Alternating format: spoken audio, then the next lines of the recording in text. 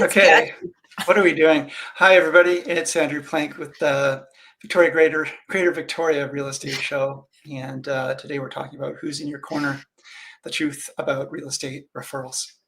So, Great hello, topic. everyone. Hi, I'm Jane Johnston. I'm with the Briar Hill Group at Remax Camusson. I'm Jen Lowe, mortgage broker with Dominion Lending Center's Modern Mortgage Group.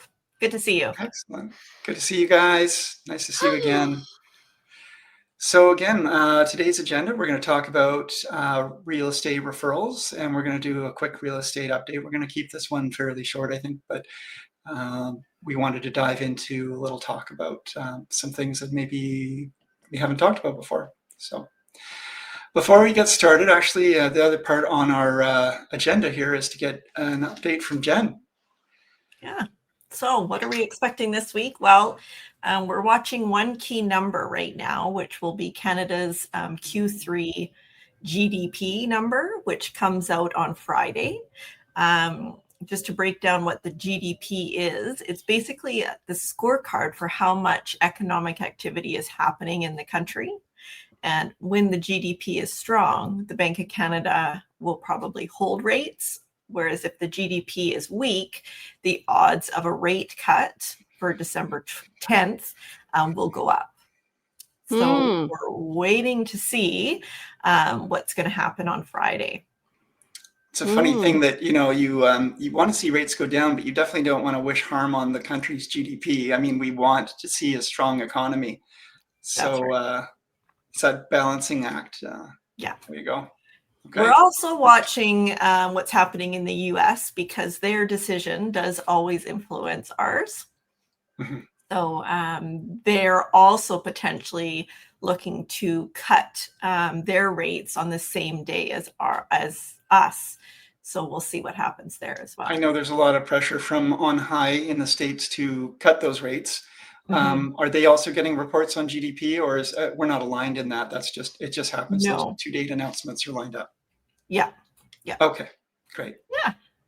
Thank you. I'd also be curious to see what happens with Trump and his health, because I'm seeing reports that he's had potentially a stroke. Oh, and, no, really? Yeah. And I'm just, anyway. Fake news. I mean, I'd say let's watch and see what happens. I don't take any of that news any longer with anything but a big crystal of salt. Right.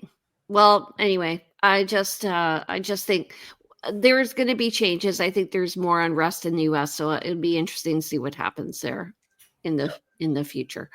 Sorry for being political. Yeah, you just dove right in, and it's too early in the morning for that. If the dumpster fire, if some sparks land here, we will also probably, as they say, the U.S. sneezes and we catch a cold. So that's true. That we've always known, and so that's some stuff we really can't predict or anticipate too much, other than just be wary and aware and watch. So. Let's move on from there. We can have a topic about the U.S. maybe one day and get super political, show all our stripes. Yeah. So, I was thinking about this the other day because I'd referred. So our topic today is, we're going to talk about real estate referrals, and we can talk this in general. We all give referrals. Jen gives referrals of realtors, and I'm sure of other professionals. We give referrals of other realtors in other centers. For our clients who say are moving out of Victoria. We give referrals of mortgage brokers, of insurance, accountants, of appraisers, of handy persons, lawyers, mm-hmm. and recently I had a client who I had given a referral to, and that referral didn't work out so well. So, how do we manage that, and how do we keep ourselves updated and so on? So I just wanted to have a fulsome conversation about that today. So what do you guys think of referrals? How do you manage? Well, first of all, I have an agreement with all my clients, all my referrals. I do not want any money from them. The expectation is that they provide top of the line service to my clients. Absolutely. Yeah. So if I hear a complaint, I will report back to the service provider and give them feedback on what's happening. But I had a builder who I referred a client to, and he said, okay, well, where do I send the check to? But you can send me business, like Yeah. if you like what I do, Right. but I'm sending people to you because Yeah. I trust you. As a mortgage broker, we have to disclose if there's any money exchanged for the referral. 100% we have to disclose that. And I feel the same as you, Jane. I'd far rather just ensure that the client's getting good service as opposed to exchange money. Right. So we do get sometimes offers of kickbacks and so on and so forth, and that can make an uneven playing field when it comes to referrals, right? And obviously, if we do receive funds from someone we've referred, we are required also, as well as you, Jen, we as realtors are required to disclose. And so for that reason, it's number one, complicated. Number two, I just really don't like the optics of, hey, I've referred you this person and they're going to be paying me as well as you paying me. And all of these other people that I'm referring paying me, and I've got this really great secondary income stream. That's not what it's about. No. So if we can provide the best quality person or persons to you, our clients, then you have a better chance of being successful, and off we go. That being said, I do have a dream team of people that I refer on a regular basis, and maybe they refer back to me only. I don't think so, but I have I have a schedule of referrals, and so I have my 3 lawyers, I have my 3 inspectors. So we are required to have 3, and I make sure that they meet certain criteria so that the clients are satisfied.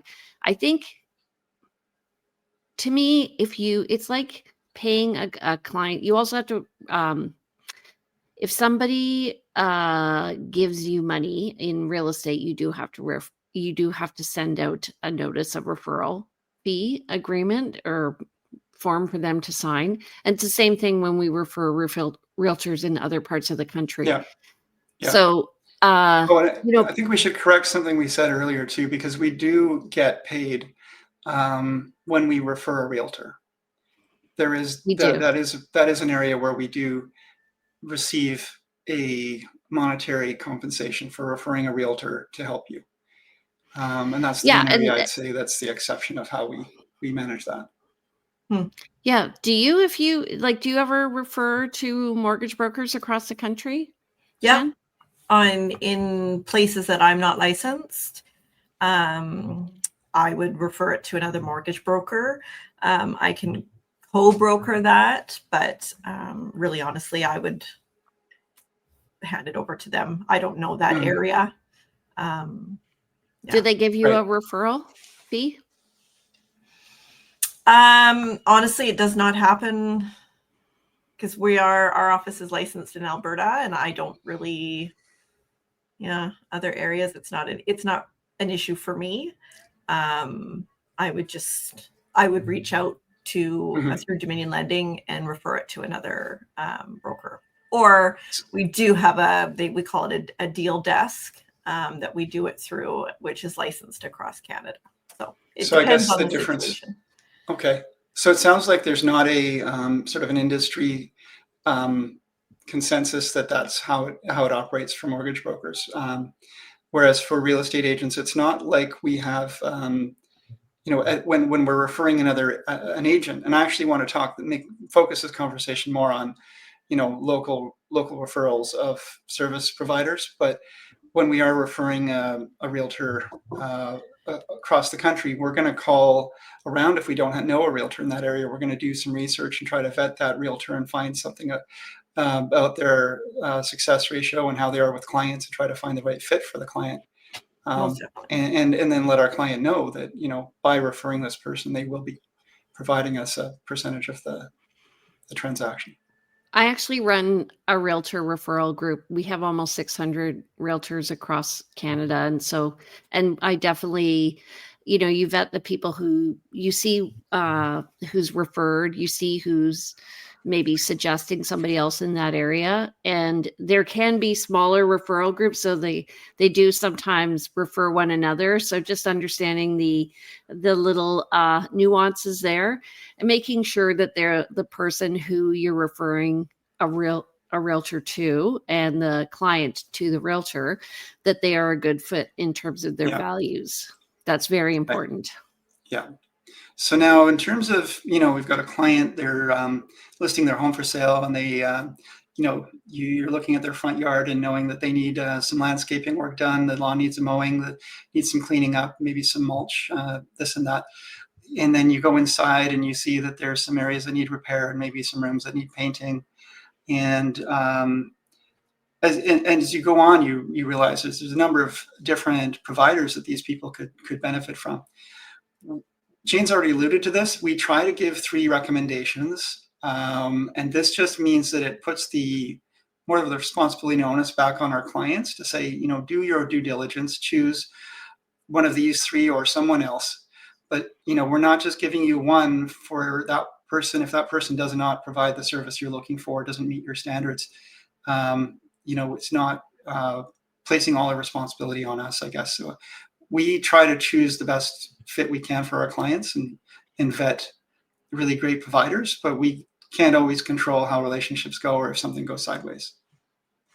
Yeah, and I have had situations where I referred a handy person to a seller, and the seller decided not to pay said handy person.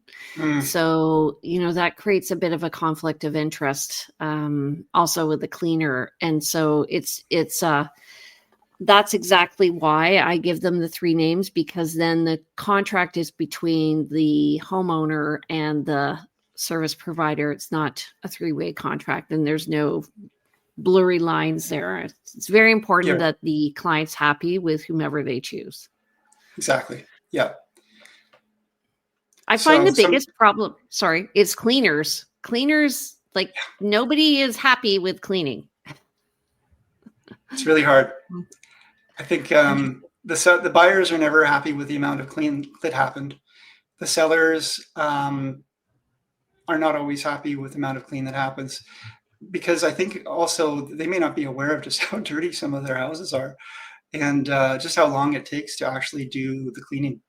I had a cleaning person who, she actually had a little steamer, and she would steam the walls and the windows, and it would help get a lot of the dirt out. And that was kind of her process. It took a long time to do that. You'd end up with a very clean home. And now there's different layers, I guess, to cleaning. There's just removing the dirt, and then there's sanitizing. So, you can go down the road there. But yeah, it's hard to find cleaners, and they do come and go in the business. And they can be very busy. Depends if they're a single team or a single person or a team. Do you have, I have a network of people, and I have a list of people, and I actually have a directory on my website where if someone's looking for any particular kind of provider, they can go to the website and find these vetted providers. And it's been built over the years. It's also been collected by talking to colleagues. And of course, if there's a negative review, you might say, from a client, then there is that conversation or that consideration for moving them from the list. But it's a constantly changing one. Yeah, so. I find. Well, Jen, did you have something you wanted to add? Yeah, it's a bit of a different angle, but what I have to say is, when we have clients, like when I'm working with both of you guys, and we're working with a lawyer that you work with regularly, I just find that the transaction goes smoother. Mm-hmm. Yeah, it does. Everyone communicates. Everybody knows what everybody's needs, and to make everything go smoothly. The lawyer, for example, if it's a lawyer that I work with regularly, if there is any issues, he will text me. He will call me on the weekend, and that's great. Whereas if it's someone that I don't work with regularly, I don't know the conveyancer isn't telling me they haven't received the mortgage instructions, or things can go sideways. Right. I also find it goes smoother because you know the type of communication, you know how they provide the information to you, whether or not they're responsive. So if they don't respond, you know, maybe perhaps why, but also when they are responding to you, it lessens everybody's stress. Good information really lowers everybody's stress. So having a service provider that is consistently providing you information is totally key to making the sale go properly. I mean, that's true of our own approaches too, I'm sure. And, you know, one of the things I've always learned, I learned early in this business, and I try to keep on top of this, is, you know, silence creates stress, right? And it's that ambiguity and it's that unknown. So even if it's bad news, or it's no news, you know, hey, like just last night, we put an offer in on a property. It's open till tomorrow morning, but maybe they'll deal with it tonight, kind of thing. Send a message to them at 8 o'clock, my clients, to say, look, haven't heard anything yet. We'll probably hear in the morning, instead of just them waiting, you know, Right. spinning their wheels, not knowing what's going on. Because some agents might just assume, well, they know it's open till tomorrow. They can expect probably an offer or response tomorrow. I'll get back to them when I have a response. The other thing is when people are working with a mortgage broker and they're moving across the country, I do recommend that they transfer to a local mortgage broker. And the reason for that is twofold. One is the mortgage broker knows the nuances of the area and knows what's going on, like where maybe there are buried oil tanks in Oak Bay or Fairfield, but also they are on the same time zone. And so they're able to know we're able to get the answers to questions in a timely manner. But also I find that because I set up a text chain with my clients as well. So we are always continually communicating. And then sometimes I just loop someone like Jen in right away. And that way that we have that open line of communication. And then with building inspectors, I find also some of them will provide more information.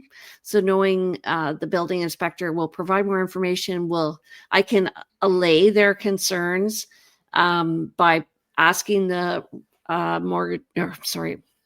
I can allay my client's concern by asking the building inspector. Oh my God.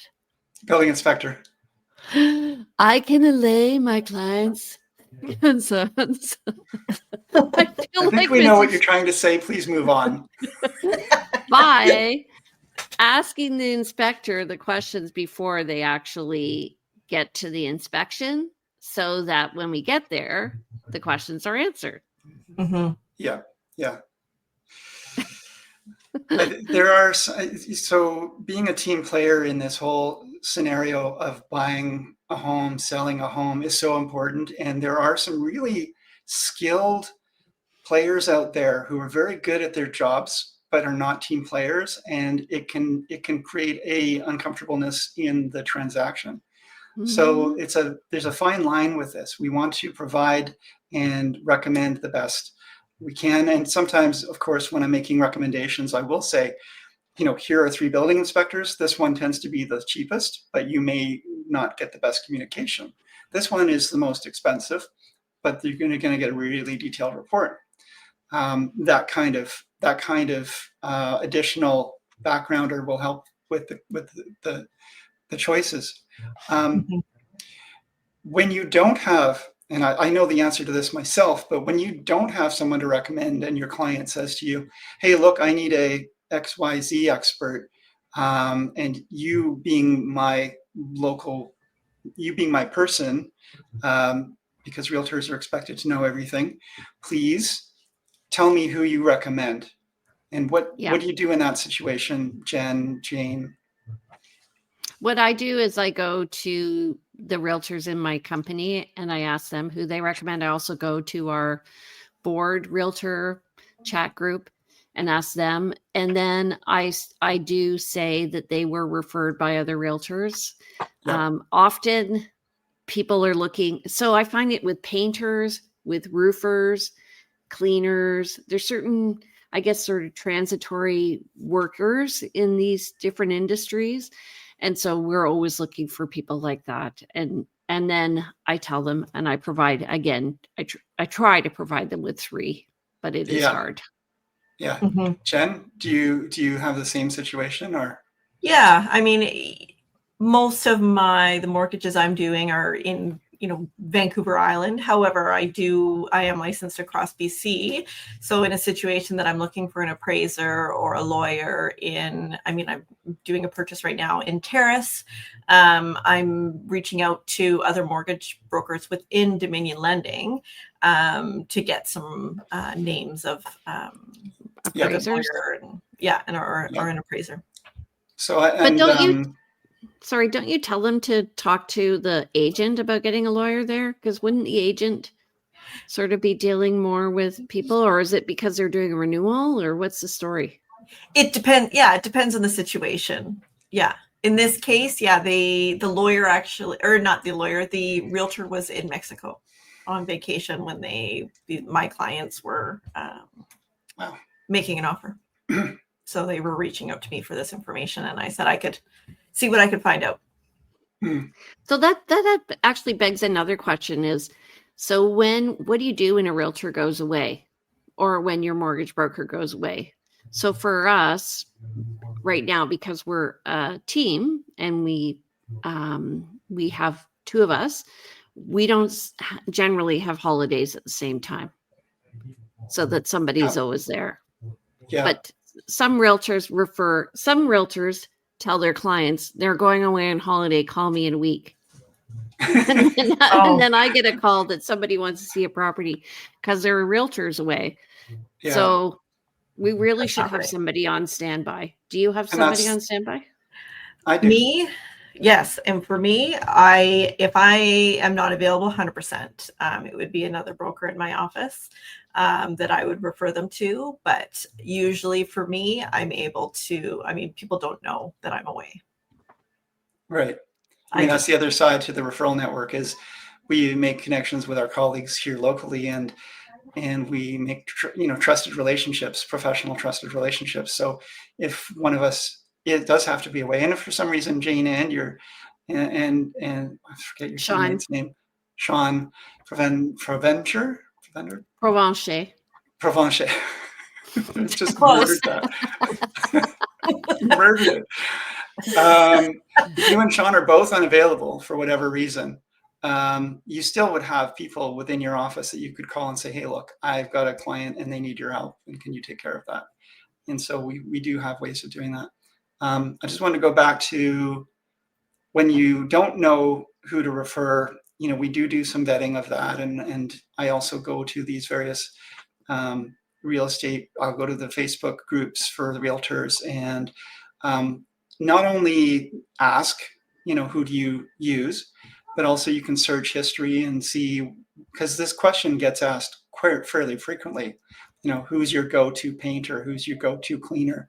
And so again, collecting names from that and knowing that, this is always I don't have currently a good handy person to recommend for general handy work.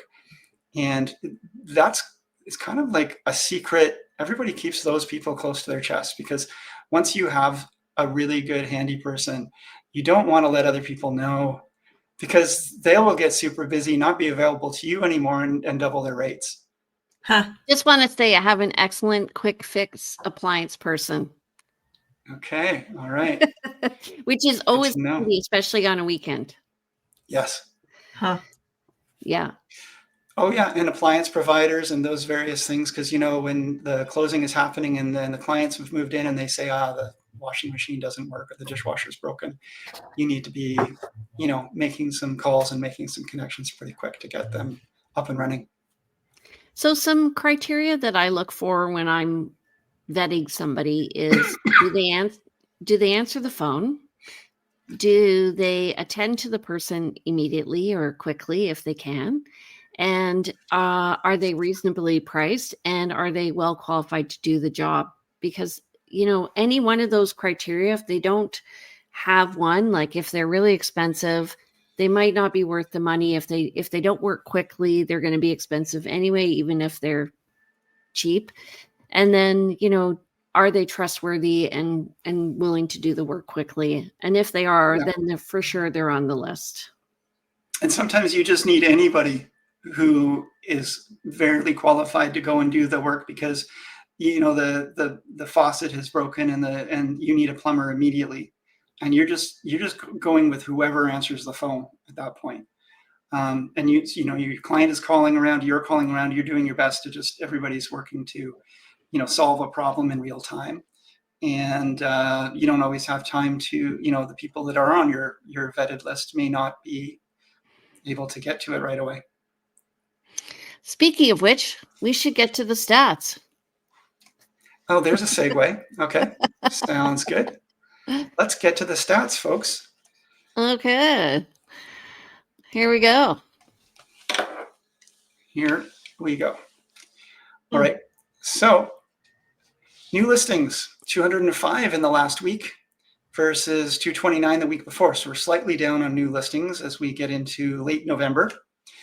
113 properties went pending versus 124 the week before. Again, slightly less. Not surprising. I expect to see these numbers continue to go down as we get into the depths of winter. 92 price decreases versus 130 the week before. That's interesting to see a little less. And 45 properties expired compared to 68 the week before. Just want to say, though, these stats are from Monday to Monday, and previous week they were from Thursday to Thursday. So we may be overlapping a bit in some of the information. Okay. So list to sale ratio this week was 55%, and that's just up over last week of 54%. And then net unconditional sales, we're at 344 so far. This is as of November 24th. And that's compared to 551 for November last year. We're at 655 new listings. That's lower, I think, per day compared to 802 for November last year. And we're total at 3201, which is really heartening, actually, because you have a higher chance of selling, and that's compared to 2836 for November 2024. Sorry. Okay. So there we go. Excellent. Okay, folks. Well, we want to hear from you. We want to hear from you. We love you. And we really would appreciate your feedback. So please, if you get a chance, like the show. If you like the show, like the show. Subscribe to the show, comment, share, all of the things, okay? And we would love to hear from you if you have questions. And if you do have questions, you can reach out to any of us. If you want to reach out to myself, I'm Andrew Plank, and my number is 250-360-6106. And you can reach me at info@andrewplank.com as well. And check out the website, andrewplank.com, where you will find links to the business directory that we've been discussing today. Jen? Yeah, I am at 250-217-4925. Email is jen@jenlow.ca, and my website is jenlow.ca. And she's with the Modern Mortgage Group, Dominion Lending. Yes, thank you. And I'm Jane Johnston. I'm with the Briar Hill Group at Remax Comos, and you can reach me at 250-744-0775. My email is jane@briarhillgroup.com, or you can look at our listings at briarhillgroup.com. And don't forget to follow me on Instagram at realtyteacher_Remax_Victoria. All right. We'll see you on Thursdays at 9:30. Take care, everybody. Thanks, everyone. Thanks, everybody. Bye.